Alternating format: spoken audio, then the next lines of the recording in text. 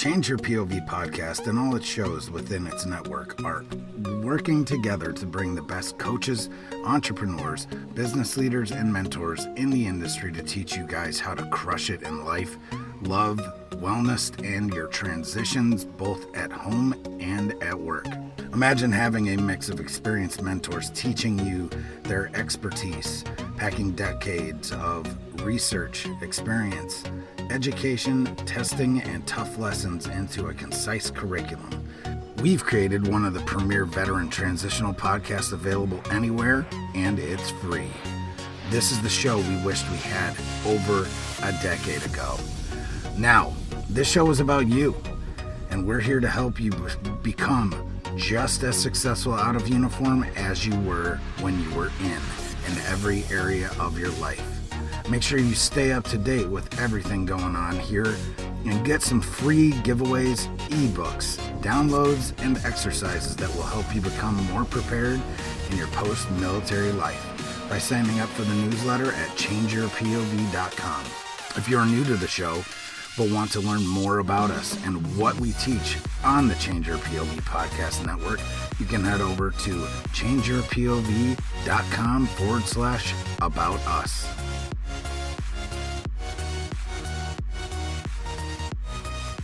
Hello, folks, and welcome to Change Your POV podcast. I am your host, Eddie Lazary.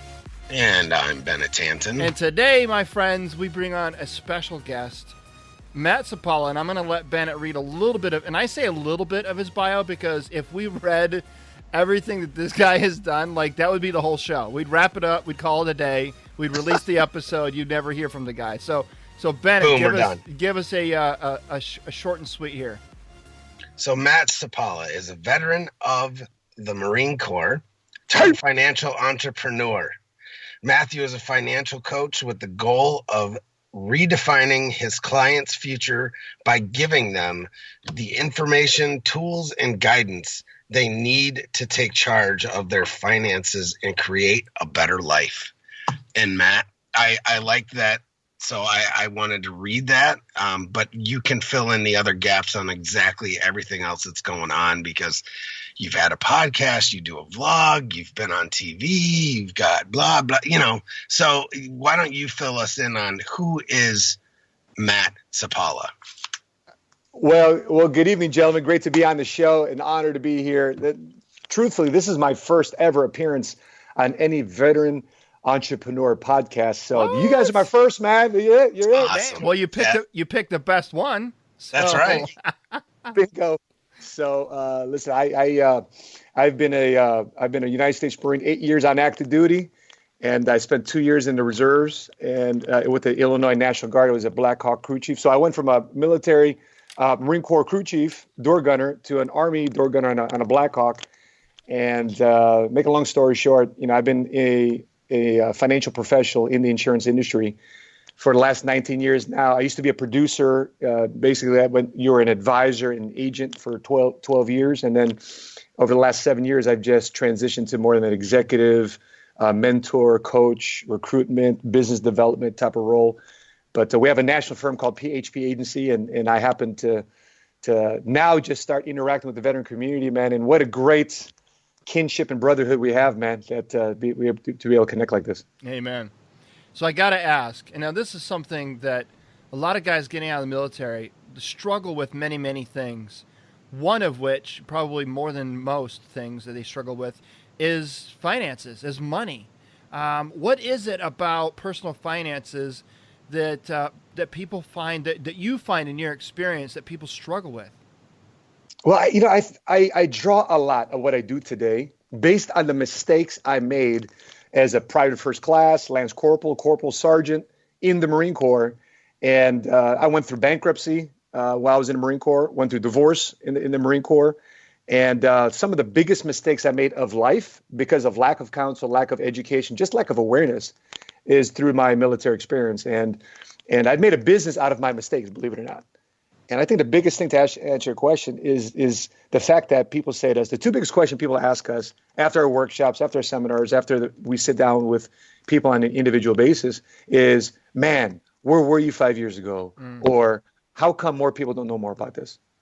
Yeah, so those are the two biggest questions we get asked, because it's just this education or lack of education in our community that continues to keep people in a financial hamster wheel. Mm-hmm.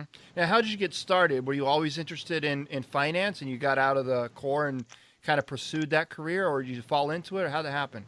Yeah, the industry found me. Literally, I got prospected and recruited into the financial industry by a retired master sergeant in the Marine Corps in the bathroom of a Best Buy. Tell us that story. So yes, I had my two boys with me. They're 4 and 2 years old at the time.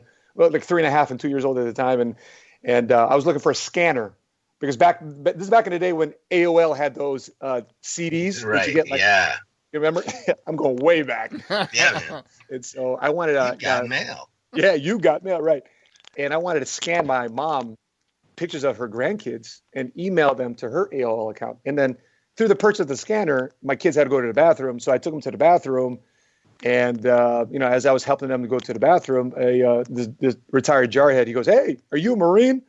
I'm like, by the way, guy code, right? If you don't know the person in the bathroom, you don't talk to them, right? Right, yeah. And so I'm like, "Yeah."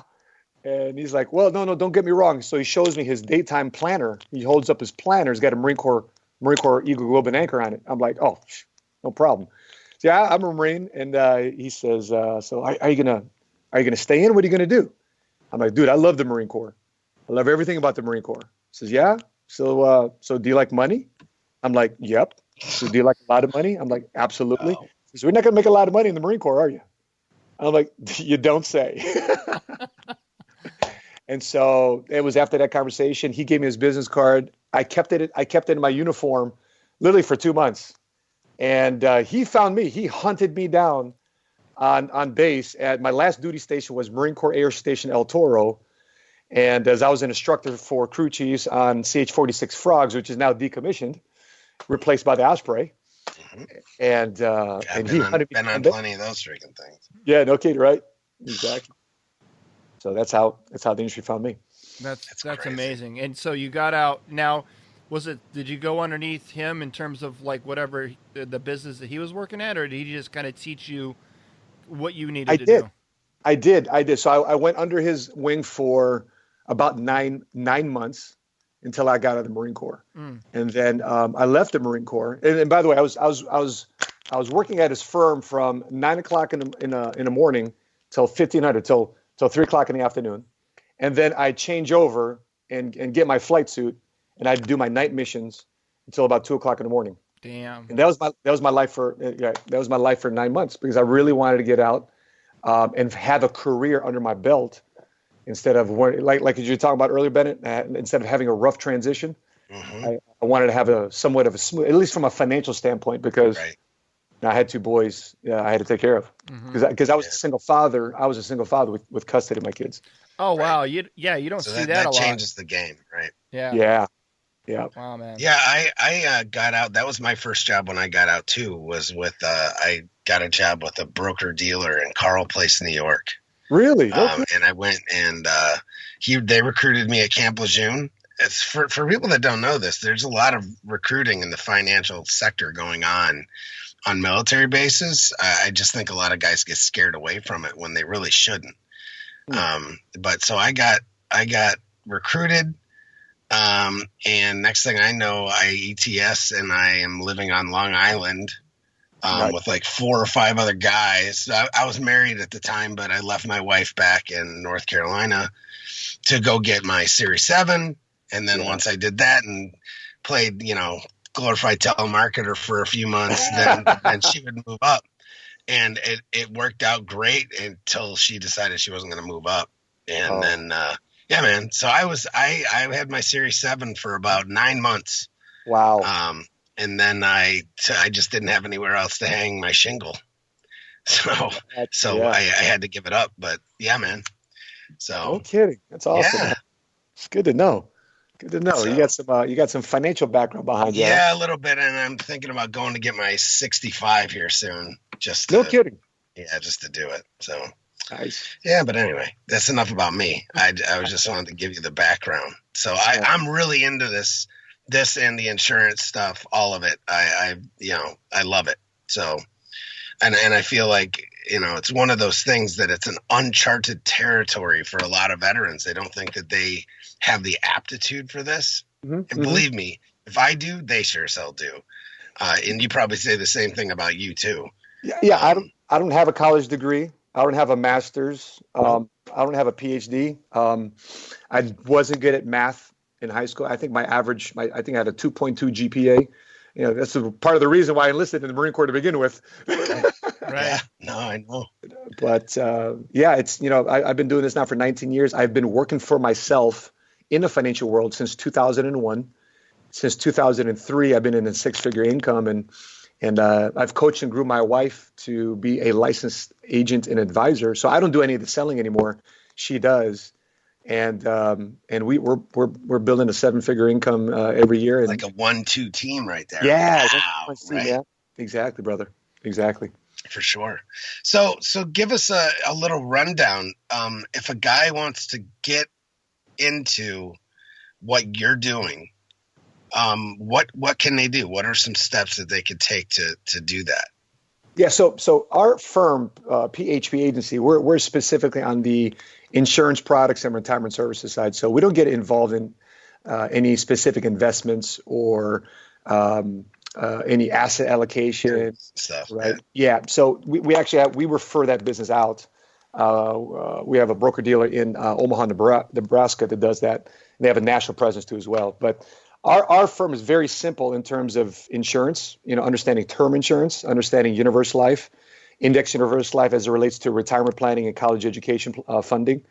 And so all one needs to obtain is just a simple insurance license with life and health.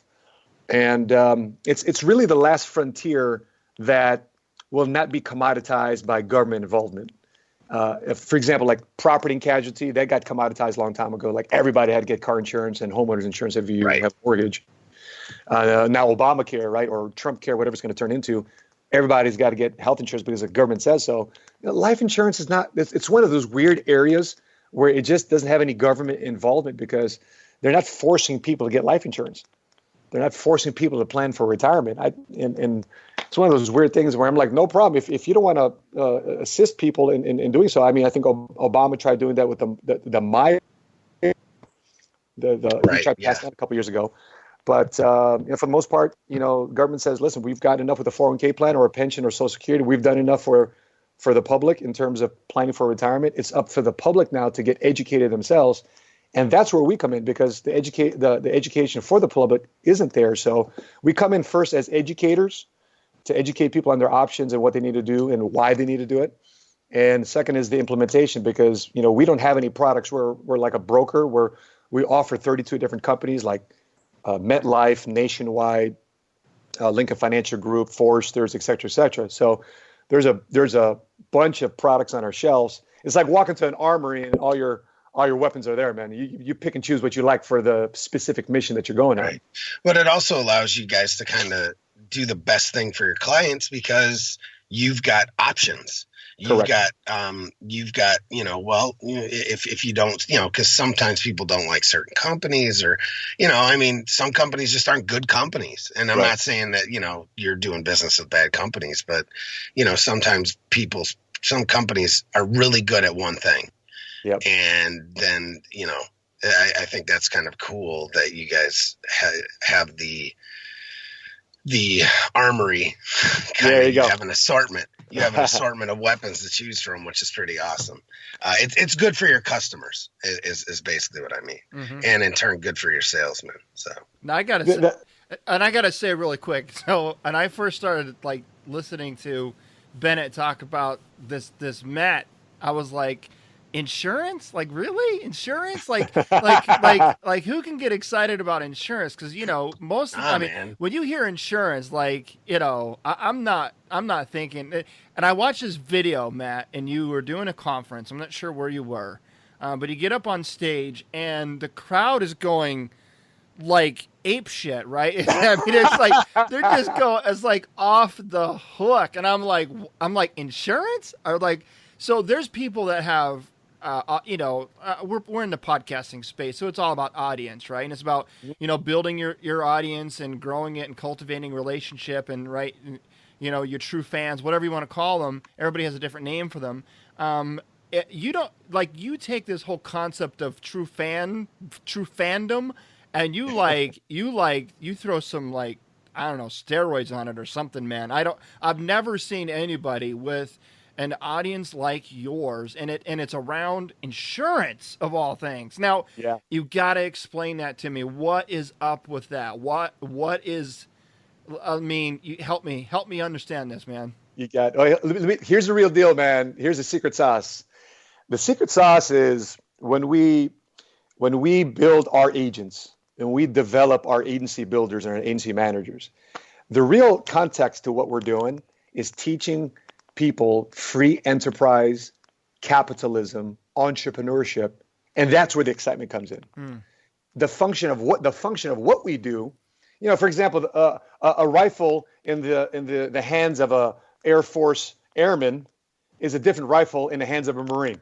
Right. And so when we look at insurance, listen, it's different in our hands because the first thing I'm teaching you, yes, financial education, insurance, that's important.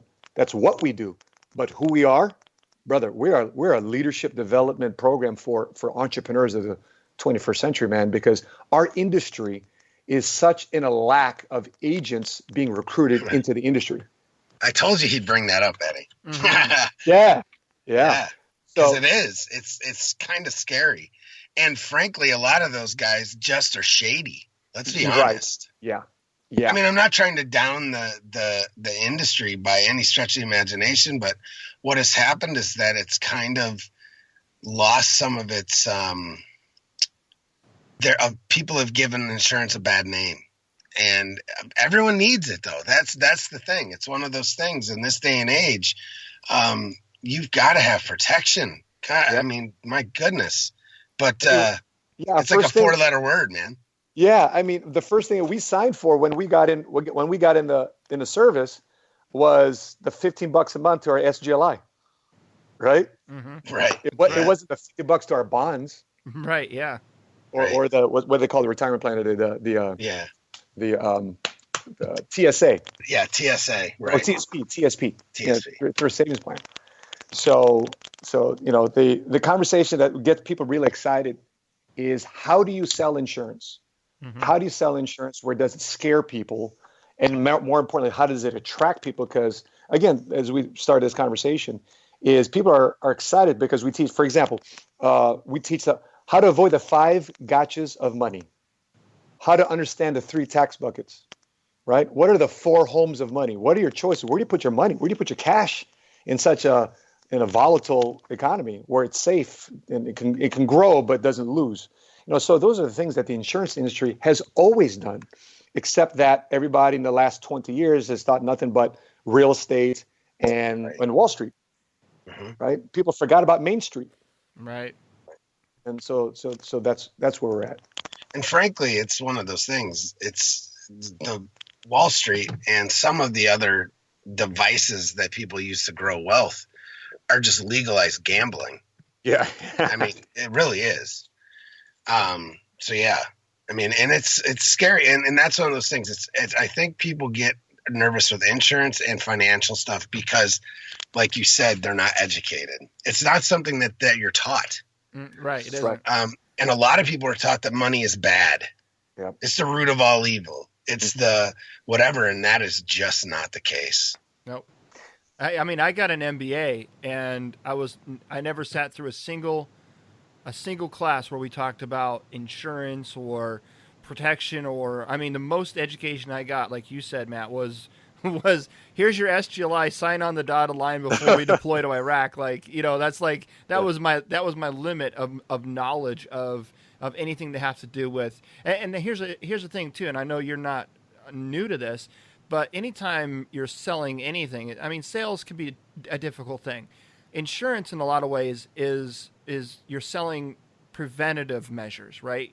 And it's hard to take things that are preventative and turn them sexy, right? So it's about education. It's about bringing in the younger generation. What type of steps do you get are they agents? What are they, junior agents? Or what is it, the folks that are coming into your organization that you're training? Is it like an affiliate type of thing? Like, how does that work? Yeah, it's fine. So every person that comes to us is an independent contractor of our firm. So everybody's, they got their own deal. They get paid 1099. Nobody's salaried, benefits and all that. So there it is. So we teach people entrepreneurship skills, sales skills, phone skills, in addition to the financial skills. Here's what you need to know about money. Because once you start making money, right, here's what you need to do. Here's a basic foundation of what you need to do. So everybody comes to us as a training associate. And it's funny what you mentioned earlier, Bennett. When veteran insurance agents come to me and say, "Matt, I want to plug in with PHP," I've got to break them down. It's kind of like I got to take them through boot camp, right? I got to break them down to their bad habits, keep what's good, right, and then reframe them into how we do business. And so so there's some basic skills there. But so we have a playbook that teaches people from A to Z how to grow your insurance business, whether you want a business, when you want to grow an agency, or if you just want to be an independent producer, you just care about your 60, 80, 100 clients a year, that's fine. But if you want scalability and you want long-term growth and revenue predictability, that's where the scalability and how do you duplicate yourself in multiple areas, that's where the exciting entrepreneurship envelope. So at the end of the day, you guys are just, frankly, it's not as much about insurance. It's about teaching people how to run a business, right, and how to be small business people and entrepreneurs, and actually build something from the ground up to help them, their communities, and everything else. Insurance is just the vehicle. Financials are just the vehicle. You're just really teaching people from a bare bones thing how to be business folk and how to be entrepreneurs, right? So that's pretty exciting because I can't think of one other company in your space that's doing that. I can't really think of any other company that's a for-profit that's doing that. Mm-hmm. You know what I'm saying? Because of course you have accelerators and businesses like that. And some of them focus on veterans, but at the end of the day, they're not in the business of here's how to be an entrepreneur. Here's a business plan to set up here. You know what I mean? Yep. There is some of that, but you guys seem that that's what you're doing from the ground up because that's where you guys came from. Mm-hmm. So you're just teaching people, like Patrick. Correct. He is basically kind of the quintessential entrepreneur, right? And he's the leader of the company, correct? He's a CEO founder, and I'm his right hand man. And there you go. And I'm one of the co-owners of the company, So you guys, and that's what's different. It just kind of hit me like that's what's different about you guys is you're actually teaching people. It's about entrepreneurship. It's not about insurance. It's not about the product. It's about the package. It's about here's giving everyone a better life. Mm-hmm. Yeah, because people come in our office, they're like, "Is it like you saw the energy in the video?" Yeah, they come into our office. I mean, we have 43 offices across the country. They come to our office. They're like, "This is insurance." Yeah, it is. Yeah, I saw one video you were doing. It was like you were running the month end numbers. And you could hear all kinds of like noise going on in the background, and you walk out into the main office space, and there's just like it's crazy. There's people everywhere, and then you turn your camera onto the clock, and it's like 5 minutes of midnight, and I'm like right. What? How many times do you guys get called a cult? All the time. And that's not a bad thing because cult comes from the word culture. That's right. Yes. Culture. Yeah. Absolutely. So, listen, I've got 18, 19, 20-year-olds who may not have opted for enlistment, but at the same time, they're not opting for $20,000 a year in student loans either. Right. No. And they're like, how do I make an impact? So we have them under our wing. Brother, we got 18, 19, 20-year-olds making 25, 30, 50,000 a year, no student loans and proving everybody wrong. And they're with us. They're like with Big Brother. And they're not getting loaded on the weekends and blowing their cash. They want to be, they want to grow responsibly. Yes, and that was my next question, which is kind of funny that you rolled right into that. Is I'm like, So what are you teaching some of these kids? And frankly, like, because we've talked about this plenty, Eddie and I have, and in the work that we do, we really do help transitioning veterans. I mean, that's really what we do. And too often you see 22 to 24-year-olds, right, that have gotten 1-2 enlistments under their belt. They come out, though, they might as well be 18.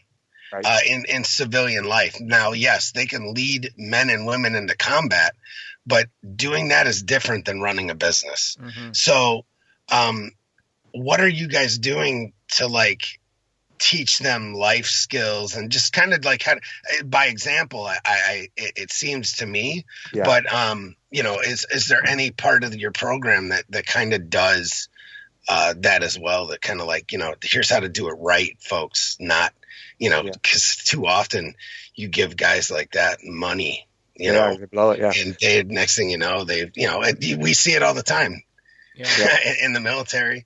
They think, these poor kids, they come in and the next thing you know, they've got car payments and they let everybody on outside right off base sell them whatever, Right. And it's the same kind of thing though. Yeah. So, I always say this, man, my mistakes, I'm so open and transparent with my mistakes. There's nothing about my life that I want to hide, because I think it serves that transparency and authenticity, even though I've overcome it and achieved the other side. But these 18, they learn so much from my mistakes. So I tell them, listen, I made a lot of mistakes in my late teens, 20s. I spent my 30s trying to rebuild my life, and thankfully for your 40s. And I'm now 43.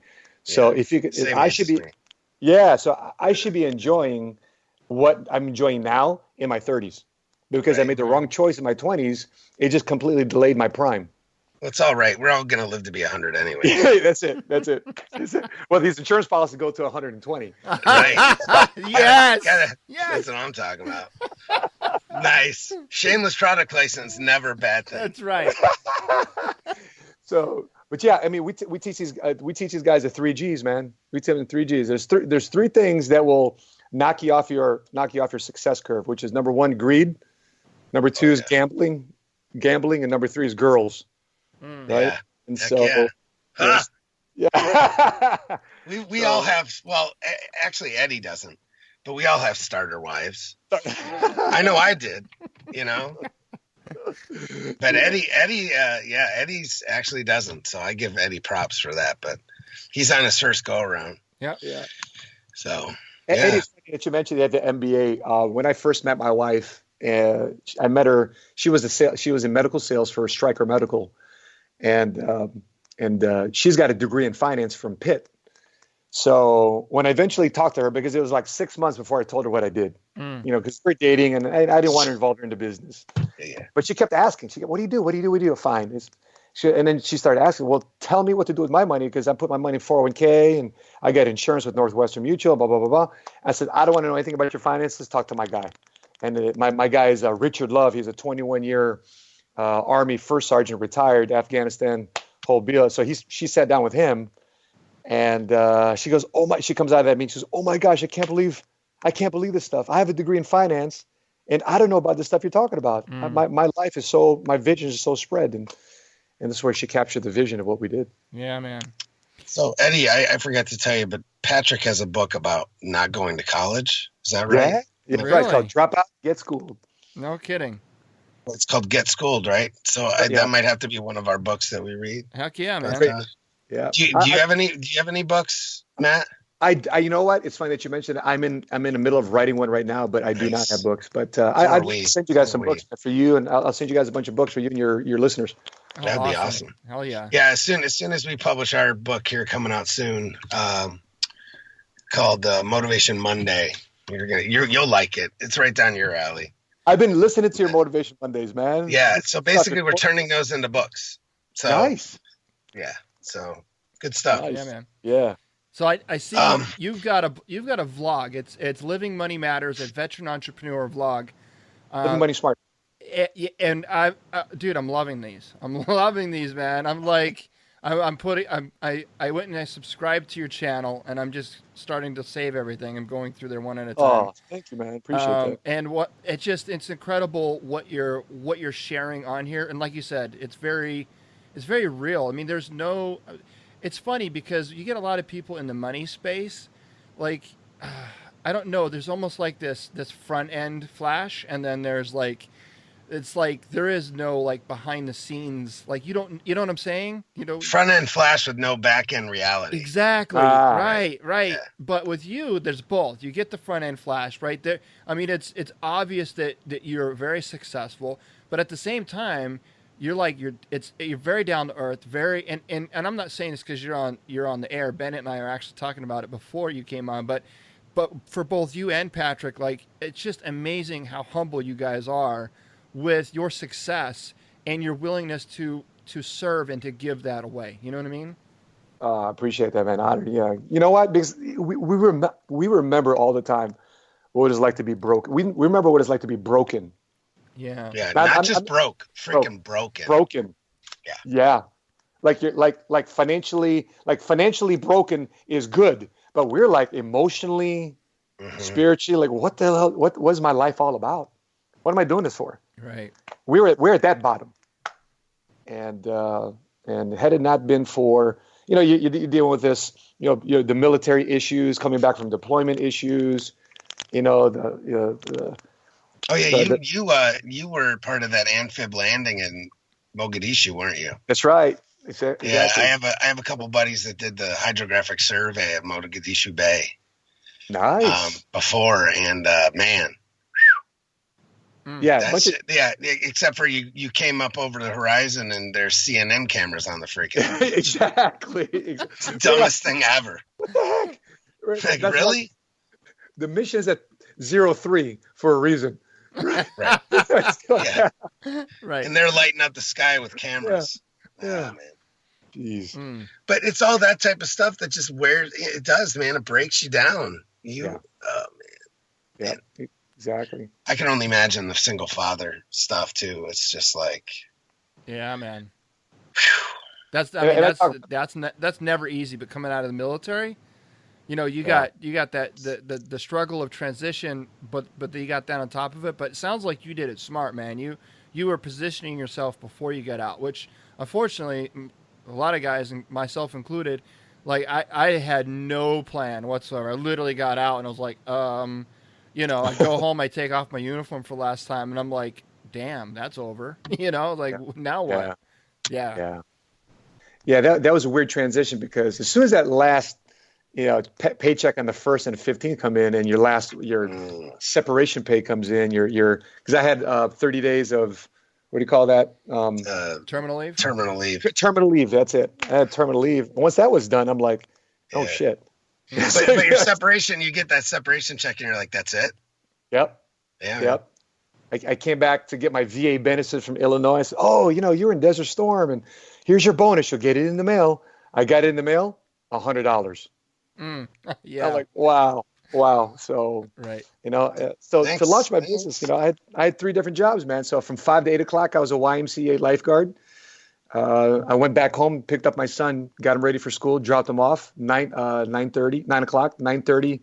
I was studying. 10 o'clock, I was at Olive Garden as a server, all the way till 3 o'clock in the afternoon. Picked up my son, did homework, gave him a kiss, and I dropped him off at my mom's house. And I was a server again at Olive Garden from 5:30 till about 11:30 at night. Damn. Until I got my business started. So let me ask you. So you start. No, go ahead, Eddie. Sorry. All right. Yeah. So we're all like clamoring at the bit here to ask questions, but because there's so many things I just want to learn and talk to you about. But so I want to turn the script a little bit to the listeners of the show. So a lot of our guys listening, I use that term loose, non-genderly, guys, gals. So a lot of folks listen to the show. Many are struggling with transition. They're struggling with finances. Many of them don't have a whole lot of money to invest in a business. Maybe they want to be an entrepreneur someday. They've always wanted to, that pie in the sky kind of thing, but they don't know what to do, where to go, how to start it, and they don't have a whole lot of money that they can invest. what would you recommend? What are some like ground level, like basic training type steps that you could offer people in that position?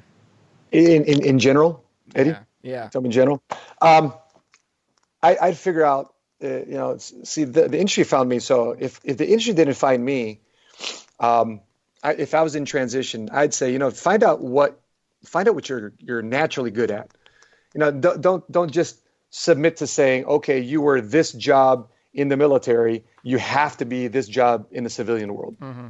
That's a common sense, logical transition. But what happens if you didn't really like what you're doing in the military? Right. And you're just laterally just moving that over into the civilian world, and you're dealing with bosses that you really don't like. So for me, I would say, just find out what you would love to find yourself doing over the next 5 to 10 years. Now, it may take you 6 months, 12 months to find out what that is. And that's why I'm glad these days there's Uber. You can Uber around and drive Lyft around, make a couple grand until you figure out where you're going to live and what you're going to do. I had a car payment leaving the military, so that's an easy transition job there until you find out what that is. I didn't really find a lot of networking opportunities with the VFW or the local posts like that.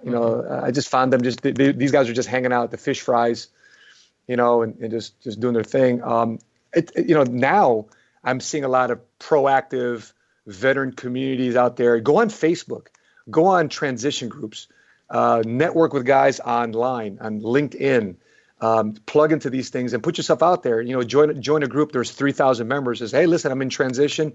What career could I find myself in? Anybody who looking to help out a transitioning active duty service member.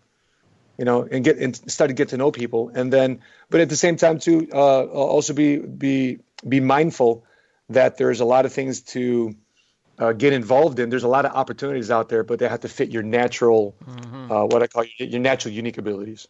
As like I tell guys, Bennett and I both are mentors on an incredible veteran platform called Veterati. I don't know if you've ever heard of it. Really? Yeah, it's amazing. It's free. Yeah, you would probably love it. By the way, Matt, you'd love just it. saying. It's basically everybody uses the term Uber of everything, but it's really the Uber of veteran mentorship, and it's really it links directly to your LinkedIn profile. It's very, very simple to sign up and to use, and it's all free. And Bennett and I were new to it. We've only been on it for a couple of months. But it's amazing the mentors that are available that are basically, giving their own time to share their experiences and their knowledge with mentees. So it's an absolutely incredible platform.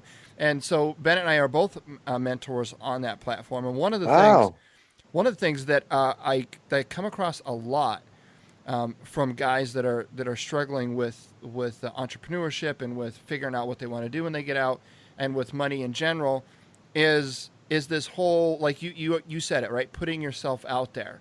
A lot of guys, because in the military, for whatever reason, we're taught that, that it's the kind of the silent professional and it shows weakness. Right. It's because nobody ever does anything as an individual. You are only successful as a team, right?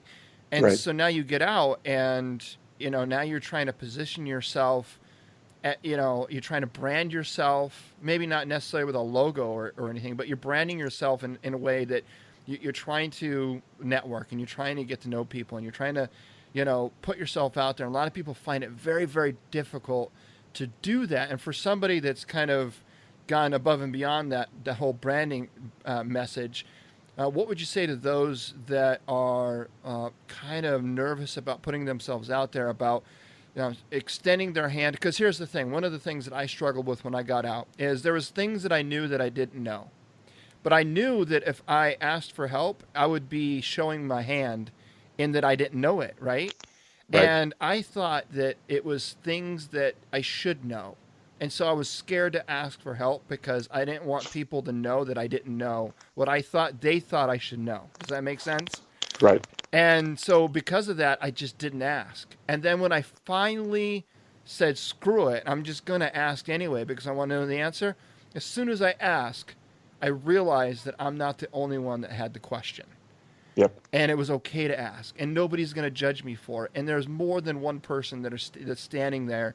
I think there's a saying that I heard one time. I don't know if it's a parable or if it's I don't know, but it's basically when you're ready to learn, the teacher appears. Sure. The teacher's always there, but he won't appear until you're ready to learn it. And right. I think that you can that holds true with finances. It holds true with being an entrepreneur. It holds true with putting yourself out there and networking. But in your experience and the folks that you work with, obviously, if you're going to go out there and try to sell insurance, you've got to kind of, in a lot of ways, put yourself out there. Is that something that your folks struggle with from time to time?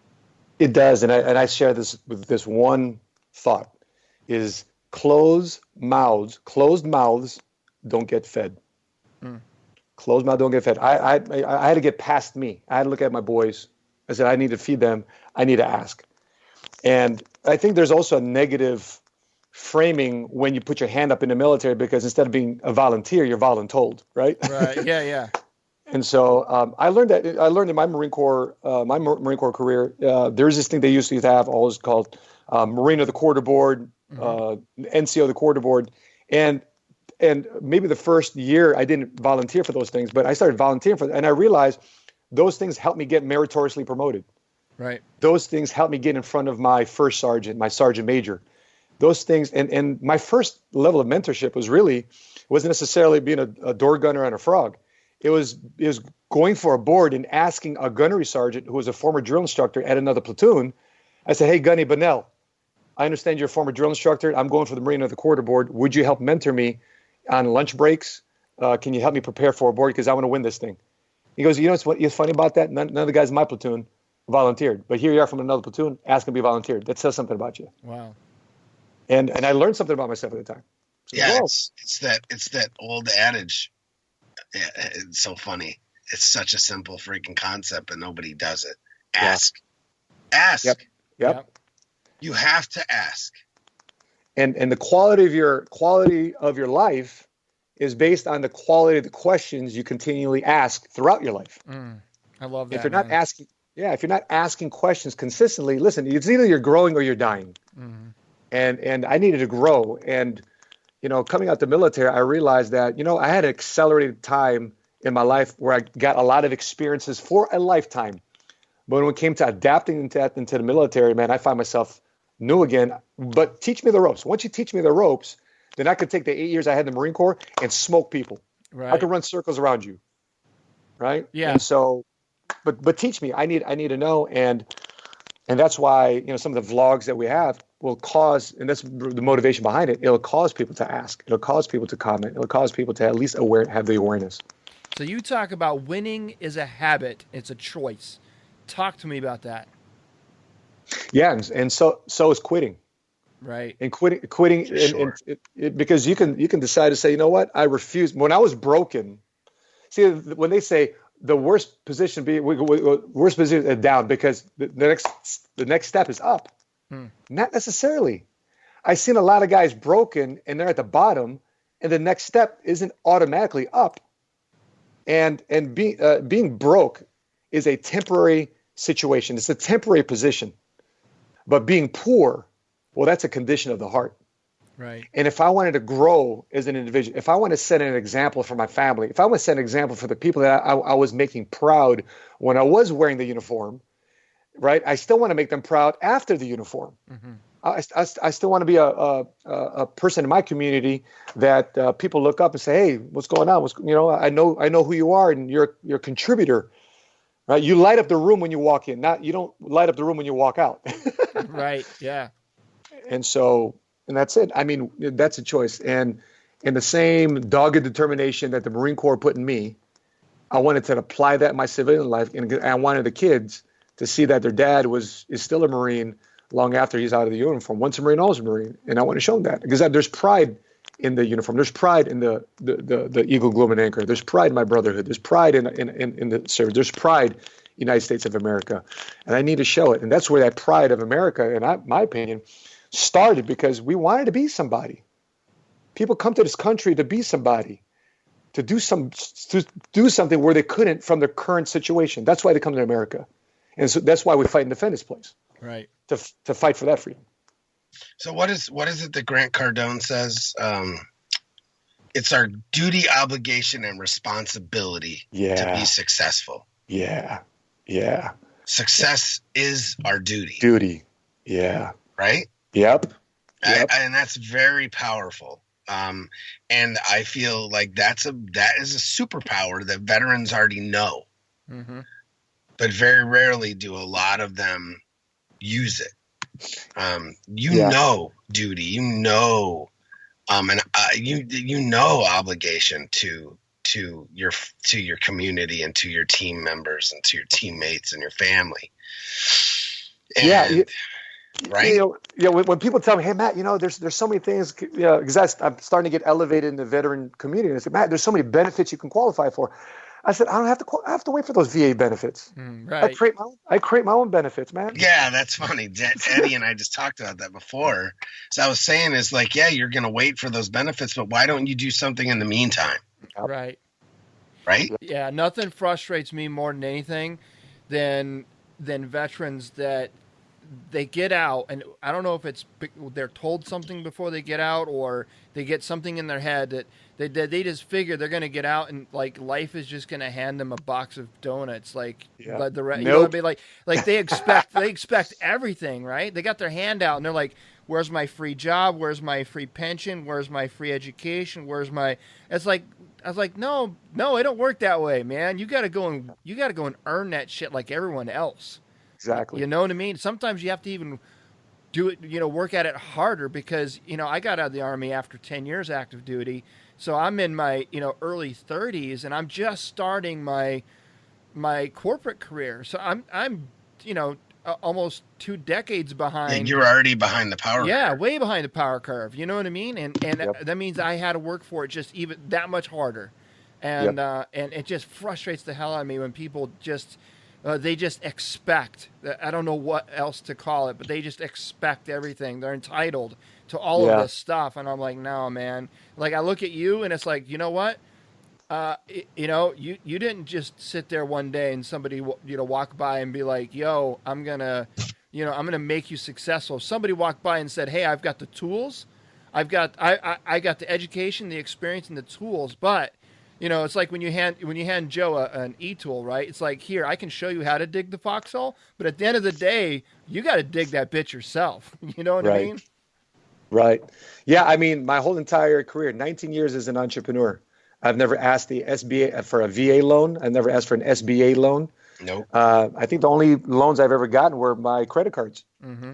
That's it. Because I've been able to self-finance. Once you're able to control your income and create income, that's the most freeing experience that I've ever had. Right? When I'm able to create money, when I'm able to build a business, when I'm able to print money because of a business without having to depend upon benefits or a loan, that's the most gratifying feeling ever. Yeah, absolutely. Well, I've got a quote that I want to read from you.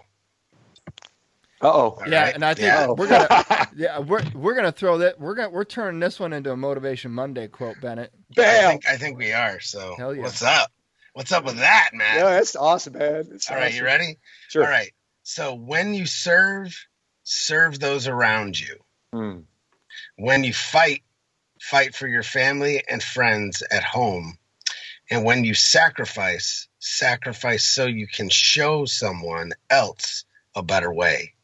It's when you make those kinds of choices every day that we can win those everyday battles, just like I did, and so can you. Hey, man. Some powerful shit, my friend. Hell yeah, man. Yeah, man. Love it. When I was writing this script for our inspirational video, because I was sitting down with a producer, and the name of that video is Winning the Everyday Battle. Yep. I was going through so much in that broken period. And when I decided to make that switch, right? So what was I fighting for in the Marine Corps? What was I serving for in the Marine Corps? Right? And so if I was telling them I was fighting for them overseas, how come I can't fight for them here when I'm back home? How come I can't serve my community like they were sending me these kids would send me letters from their elementary school to increase my morale. So that was a way of service. And how can I serve that school right back? And lo and behold, I go back to that school. Let me show you how I can serve you. Let me give you a financial education class during your Teachers Institute Day. Mm-hmm. Let me teach you about the 5 gotchas of money. So therefore, these teachers are in better position for retirement rather than what they're hearing from the superintendent. Right? Let me teach these kids how to plan for school and help them have a relationship with their parents and help them understand that their grades is currency when they go through high school to get scholarships. Mm-hmm. So therefore, their parents aren't questioning whether they should plan for retirement or help the kid to college or get unnecessary student loans. My kids know that right now. Your freshman year or sophomore year is so important in terms of your grades. Mm-hmm. The people out there are getting laid off. There's a lot of doubt and disbelief in our community. No, what do you call that?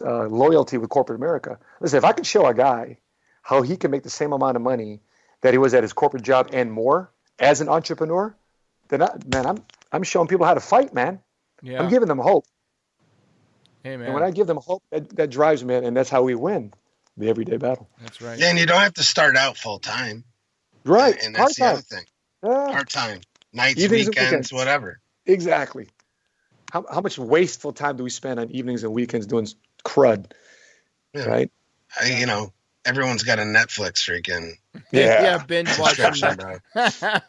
And I'm binge watching some Game of Thrones, man. Nah, why don't you go start a business? Right. Why don't you go start a podcast? Why don't you go start a blog? Why don't you do something that adds value to this world that we're in? Mm-hmm.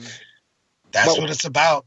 When my wife and I, we started our business, we took a very humbling moment. We went down to the pawn shop and we sold our TVs. We sold our sound systems, whatever we can sell in the house, just to raise enough capital to pay our bills, to make sure our kids were taken care of, and to pay our office rent. And fast forward, we've got too many TVs in the house again. Yeah, a couple TVs. Yeah, man. No, I know that feeling because we just moved into our hopefully forever house now, right? Yeah. And oh man, and I'm ashamed kind of to say it on air, but I'm gonna because it's about being real, right? We had to order 8 cable boxes. Damn, bro. You know you can record. You don't have to Yeah, this shit's stupid though, right? 8 cable boxes. Wow. It's embarrassing. You're like, man, I think I'm gonna go take 3 of them back tomorrow. Just saying. Wow. The ladies though, they want what they want. Yep, that's right. Happy wife, happy life. Amen. Hey, Matt. Whatever. Man, thank you so much, man, for coming on the show and sharing your story with the listeners of Change Your POV Podcast Network. And we're gonna throw up all kinds of links on the show notes page. But where can people find more about you and what you've got going on? My man, I appreciate that. You can find me very easily at moneysmartguy.com.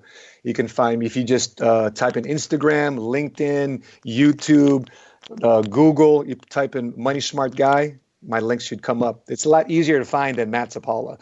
So you look up Money Smart Guy. You'll find me on all sorts of social networks. And thank you guys for having me on the show. It's been an honor and a pleasure to be here. And I want to tell your listeners, man, there's a greater world out there, man. There's a greater world out there. And the things that you fought for in uniform, you deserve to enjoy the benefits of what you fought for when you're back home. So stay encouraged. Keep asking questions and stay listening to Change Your POV. Awesome. Thank you so much. Folks, you can find all the show notes for everything we talked about by heading over to the show notes page at changeyourpov.com, episode 186. Never miss an episode. Hit subscribe on your podcast player of choice. We have a lot more great content and wonderful guests headed your way. And hey, come be a part of our community over at Change Your POV Squad Facebook group. We'd love to see you there. All right, folks, until next time.